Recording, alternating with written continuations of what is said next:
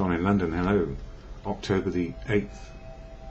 My videos all about recovery from addiction to either substance or behaviour.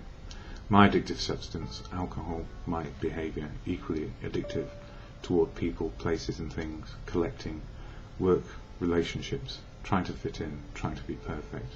Very, very trying person.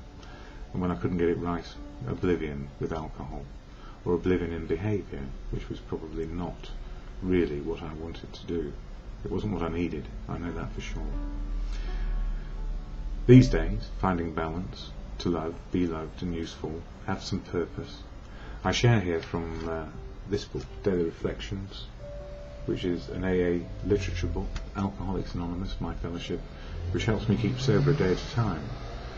I never speak for AA. It's full of unique, authentic people who speak for themselves where they will and where they choose. So one voice is not enough. One voice is not enough. We need the voices of many to find what works for us. But in this book it's great. So for October the 8th it says here, daily inventory. And when we were wrong, promptly admitted it. How often do we do that?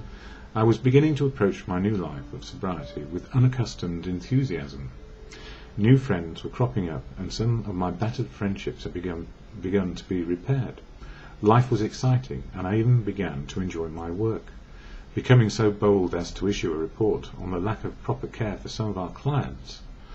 One day a co-worker informed me that my boss was really sore because of a complaint submitted over his head had caused him much discomfort at the hands of his superiors. I knew that my report had created the problem, and began to feel responsible for my boss's difficulty. In discussing the affair, my co-worker tried to reassure me that an apology was not necessary, but I soon became convinced that I had to do something, regardless of how it might turn out.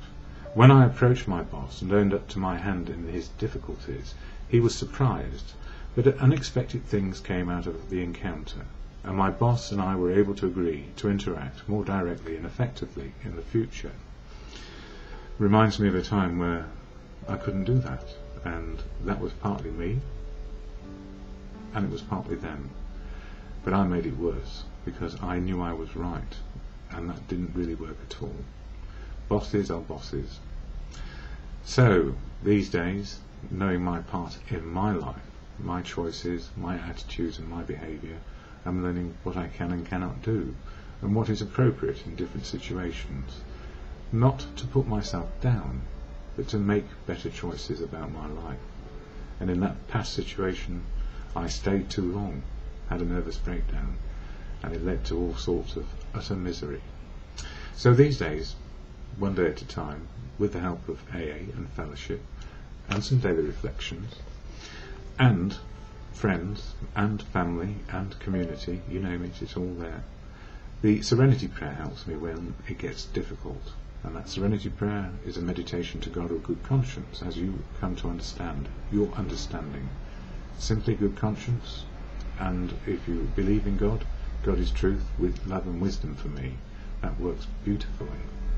Truth, spiritual. So the Serenity Prayer, in the moment, the hour, the day, can just save my reaction, which becomes a response, which is about me and my attitudes. And it goes like this. To God or good conscience, grant me the serenity to accept the things I cannot change, courage to change the things I can, and the wisdom to know the difference. For me is just for today.